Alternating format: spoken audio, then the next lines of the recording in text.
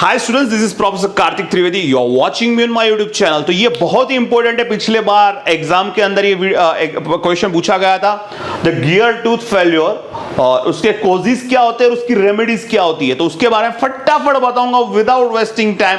तो gear tooth के अंदर दो टाइप के फेल्योर होते हैं, एक होता है बेंडिंग फेल्योर, एक होता है वियर फेल्योर। तो हमें पता है कि बेंडिंग फेल्योर कब होता है। तो बेंडिंग फेल्योर तब होता है कि जब आपका इफेक्टिव लोड है वो बीम स्ट्रेंथ से अगर ज्यादा हो, उसकी वैल्यू बीम स्ट्रेंथ से ज्यादा हो, तो आपका क्या हो जाता है, bending failure. So what you need to do, अब ये होगा उसका रीजन कि जब आपका इफेक्टिव लोड बीम स्ट्रेंथ से ज्यादा होगा तो आपका बेंडिंग फेल्योर हो जाएगा, यस और नो। अब ये हुआ कॉज। ये अब इसकी रेमेडीज क्या है। रेमेडीज इसकी ये नहीं चाहिए कि you have to select the material of gear in a such a way that कि जिसके लिए उसका बीम स्ट्रेंथ हो, उसका बीम स्ट्रेंथ वो क्या होगा, पी इफेक्टिव से ज्यादा हो, यानी हाई बीम स्ट्रेंथ वाला मटेरियल यूज कीजिए, है ना, जिसका स्ट्रेंथ ज्यादा हो, so it can sustain on the bending stress without failure. So this is the bending failure, you know all this, I will not waste my time. आपने पिछला video देखा होगा, जब भी इसके बेंडिंग के ऊपर यानी गियर के ऊपर जब वो लोड लगता है तो उस लोड की वैल्यू, अगर गियर वो ज्यादा जो मैक्सिमम उसकी बेंडिंग स्ट्रेस सहन करने की क्षमता है उससे ज्यादा वो बढ़ जाएगा। अगर आपका इफेक्टिव लोड है वो गियर की जो मैक्सिमम बेंडिंग सहन करने की जो स्ट्रेस लग रहा है उसको, है ना, वो जो बेंडिंग स्ट्रेंथ उसकी सहन करने की क्षमता है उससे ज्यादा अगर गियर के ऊपर लोड लगेगा तो उसका क्या हो जाएगा, फेलियर। सो यू व्हेनेवर जो आपका लोड लग रहा है उसको हम बोलते हैं P effective load is greater than the beam strength of the gear, then आपका बेंडिंग फेलियर हो जाएगा। तो इसको बचने के लिए क्या करना चाहिए, आपको ऐसा मटेरियल गियर का यूज करना चाहिए कि जिसका बीम स्ट्रेंथ ज्यादा हो। बीम स्ट्रेंथ यानी उसकी बेंडिंग स्ट्रेस या बेंडिंग स्ट्रेंथ जिसकी सबसे ज्यादा हो, ज्यादा से ज्यादा वो बेंडिंग स्ट्रेस सहन कर पाए, it can sustain without bending, है ना, फेल्योर। बेंडिंग फेल्योर को वो क्या हो जाए, उसका बेंडिंग फेल्योर ना हो और उस लोड को सस्टेन कर पाए। So you have to use material which has a high beam strength. So you know all this things, I will not waste my time. फिर आता है वियर फेल्योर के अंदर। तो वियर फेल्योर आपको पता है कि जब भी आपका इफेक्टिव लोड वियर स्ट्रेंथ से ज्यादा हो जाएगा, तो आपको पता है वियर स्ट्रेंथ क्या होता है, उसकी ज्यादा से ज्यादा वियर सहन करने की क्षमता। तो अगर आपका इफेक्टिव लोड जो गियर के ऊपर लग रहा है उसकी वियर स्ट्रेंथ जो ज्यादा से ज्यादा वियर करने की क्षमता है उससे भी ज्यादा हो जाएगा, तो आपका गियर का क्या हो जाएगा, wear failure. So you know that अब वियर के अंदर सब फेल्योर्स आते हैं। तो अब मैं इसके सब क्लासिफिकेशन में जाऊंगा। वियर फेल्योर के अंदर पिटिंग आता है। तो पिटिंग भी दो टाइप के होते हैं, इनिशियल एंड डिस्ट्रक्टिव पिटिंग। तो इसको भी दो पार्ट में हम कैटेगराइज करेंगे। फिर आएगा स्कोरिंग, फिर आएगा एब्रेसिव वियर एंड फिर आएगा कोरोसिव वियर, ठीक है।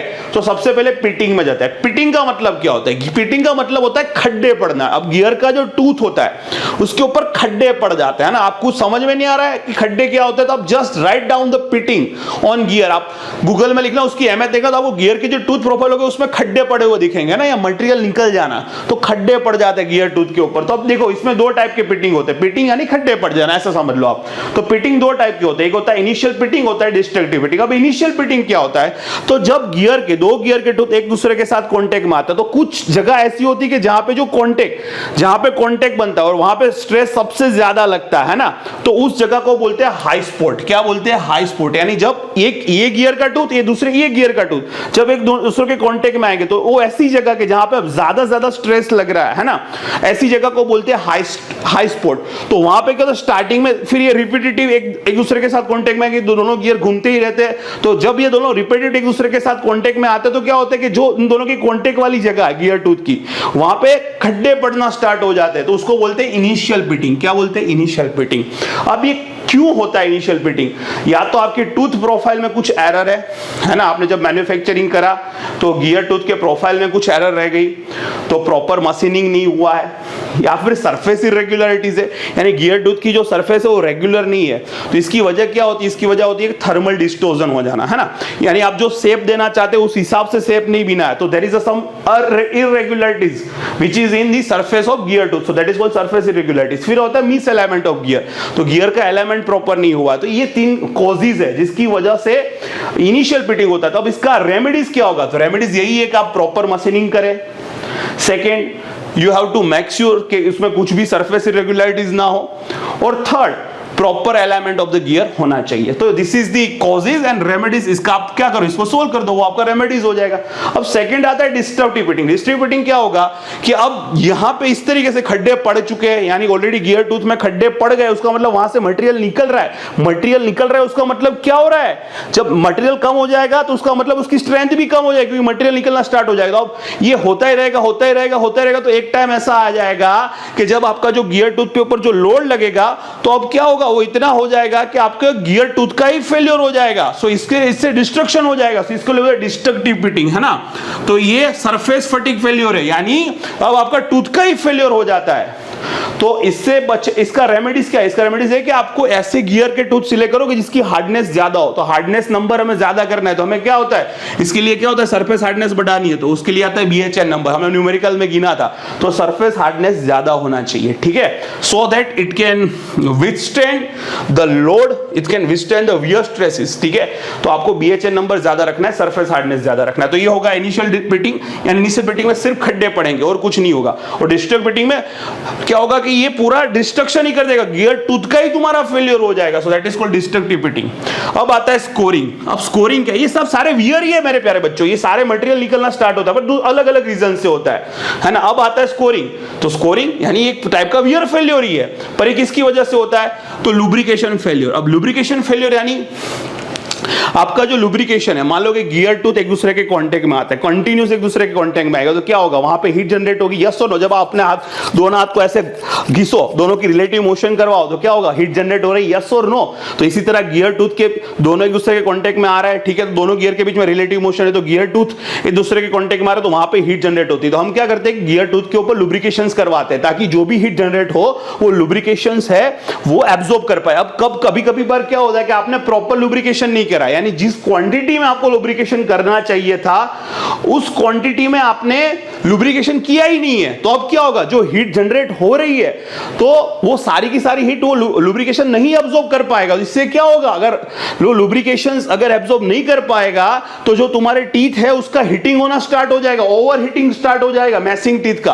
अब ओवर हीटिंग हुआ तो क्या होगा पता है, ये टेम्पररी वेल्डिंग हो जाएगा। हम दोनों वेल्डिंग क्या बोलते हैं, हम किसी भी दो मटेरियल को गर्म करके एक दूसरे के साथ चिपकाते, तो यहां पे क्या होगा कि तुम्हारा लुब्रिकेशन प्रॉपर नहीं है, तो अब क्या होगा, गियर टूथ में हीटिंग हो रहा है, दोनों गियर टूथ। तो जब ये दोनों हीटेड है गियर टूथ, अब दोनों जब एक दूसरे के कांटेक्ट में आएंगे तो टेम्पररी वेल्डिंग हो जाता है, यानी एक दूसरे से जुड़ जाते हैं। अब क्या करोगे, लोड तो ऊपर लगी रहोगे, यानी दोनों अलग तो हो जाएंगे, लेकिन होगा क्या, जब ये जुड़े हुए होते हैं, टेम्पररी वेल्डिंग होता है, जब ये लोड लगेगा दूसरे एक दूसरे से सेपरेट तो हो जाएंगे, पर ये मटेरियल लेके निकलेगा दूसरे का, तो ये मटेरियल निकलना स्टार्ट हो जाएगा। अब मैं आपको कैसे समझाऊं, अब सिंपल सी बात समझो, आप एक कागज ले लो और एक आपका हाथ लो, ठीक है।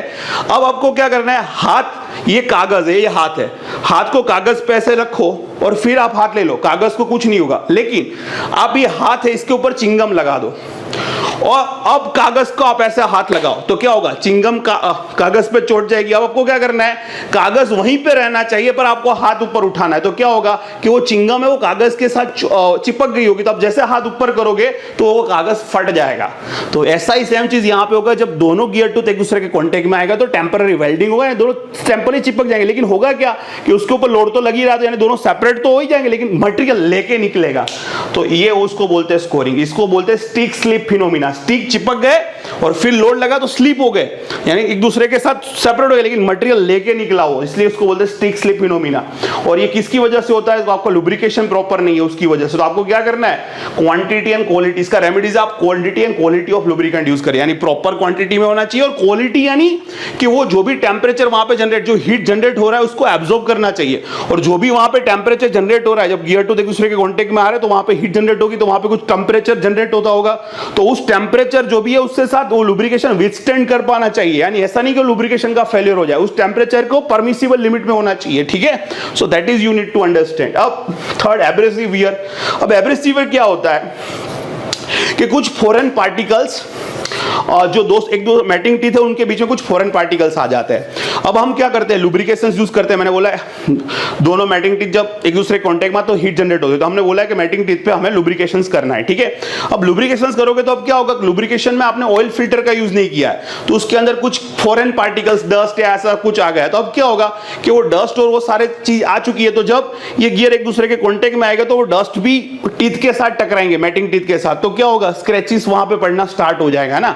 अब सिंपल सी बात लो, आप एकदम क्लीन हाथ लो और टीवी की स्क्रीन है उस पर ऐसे घसो, कुछ नहीं होगा। पर अगर आपके हाथ पे कुछ कंकड़ चिपका हुआ, अब आप टीवी की स्क्रीन को घसो तो वहां पे स्क्रैचेस पड़ना स्टार्ट हो जाएगा। It is just like that कि आपने जो भी लुब्रिकेशन यूज किया उसमें कुछ फॉरेन पार्टिकल्स आ चुका है। तो अब जब दोनों, क्योंकि लुब्रिकेशन हम किस पे करते हैं, गियर टूथ के ऊपर, अब गियर टूथ एक दूसरे कॉन्टेक्ट में आएंगे, पर लुब्रिकेशन में तो फॉरेन पार्टिकल है, तो वो क्या करना, टूथ के ऊपर स्क्रैचेस करना स्टार्ट कर देंगे, यानी एब्रेसिव वियर होना स्टार्ट हो जाएगा। तो इसका एक ही रीजन है कि आप प्रॉपर ऑयल फिल्टर का यूज करें ताकि फॉरेन पार्टिकल से वो निकल जाए, और हाई विस्कस ऑयल का यूज करें। अब आता है लास्ट, कोरोसिव वियर। तो ये कोरोजन की वजह से वियर होगा। तो अब ये क्यों होता है, तो कभी कभी हम क्या होता है कि लुब्रिकेशंस के अंदर हम कुछ एक्सट्रीम प्रेशर एडिटिव्स यूज करते हैं। अब एक्सट्रीम प्रेशर एडिटिव्स क्या होता है, तो हम गियर टूथ होता है, जो गियर्स होते हैं वो हमारे हाई प्रेशर पे, और जब हाई स्पीड पे होते हैं गियर, जब प्रेशर ज्यादा होता है, तो अब क्या कभी कभी क्या होता है कि लुब्रिकेशंस है वो अपनी क्वालिटी है, वो जो एफिशिएंसी है वो गंवा देता है, तो वो घुमा देता है ना। तो जो अपनी कैपेसिटी है वो लूज कर देता है, तो वो कैपेसिटी उस जगह पे प्रेशर एडिटिव्स क्या होगा, तुमने लुब्रिकेशन के अंदर प्रेशर एडिटिव्स डाले तो वो अपना फंक्शनिंग स्टार्ट कर देंगे। तो प्रेशर एडिटिव्स क्या करते हैं कि लुब्रिकेशंस की एफिशिएंसी को इंप्रूव करते हैं। जब लुब्रिकेशंस तुम्हारा फेल हो जाएगा तो प्रेशर एडिटिव्स अपने रोल में आ जाएंगे और वो लुब्रिकेशंस प्रोवाइड करेंगे एक्स्ट्रा जब वो चाहिए होगा, जब तुम्हारा लुब्रिकेशन फेलियर होने की कगार पे आ जाएगा। तो एक्चुअली आप ऐसा समझ लो, एक टाइप का आप लुब्रिकेशन के अंदर हाई प्रेशर एडिटिव्स ऐड करते हो सो दैट लुब्रिकेशन की फंक्शनलिटी, उसकी एफिशिएंसी बढ़ जाए। अब कभी कभी क्या होता है कि जब आप एक्सट्रीम प्रेशर एडिटिव्स को आप लुब्रिकेशंस के अंदर डालते हो तो उसमें प्रेशर एडिटिव्स जो कुछ चीजों के बने होंगे, अब उसमें कुछ ऐसे एलिमेंट प्रेजेंट होंगे, कोरोसिव एलिमेंट प्रेजेंट होंगे, जिसकी वजह से ये गियर टूथ में कोरोजन होगा, है ना। तो कोरोजन की वजह से भी वियर होगा, यस और नो। दूसरा चीज, आपका फॉरेन पार्टिकल आ चुके हैं। अब फॉरेन पार्टिकल ऐसा है कि वो कोरोजन कर रहा है, so that is also the reason. So what is the remedy, you have to select proper additives के जिसमें कोरोसिव एलिमेंट हाजिर ना हो, और फॉरेन मटेरियल्स, यानी फॉरेन मटेरियल्स कब आएंगे, डस्ट पार्टिकल ये सब बाहर से आते, तो आप जो भी गियर का यूज करें वो उसका प्रॉपर एनक्लोजर बनाए। अब जो भी गियर है आपका जो वर्किंग कंडीशन में, उसको आप पूरे प्रॉपर एनक्लोजर में रखें ताकि कोई फॉरेन पार्टिकल से वो गियर के अंदर आ ना पाए। So this are the remedies. So I hope कि आपको ये समझ में आया होगा। सो दिस इज इट, ये इंपॉर्टेंट क्वेश्चन है गियर टूथ फेल्योर। इसको लाइक करें, चैनल को सब्सक्राइब करें। Have a nice day.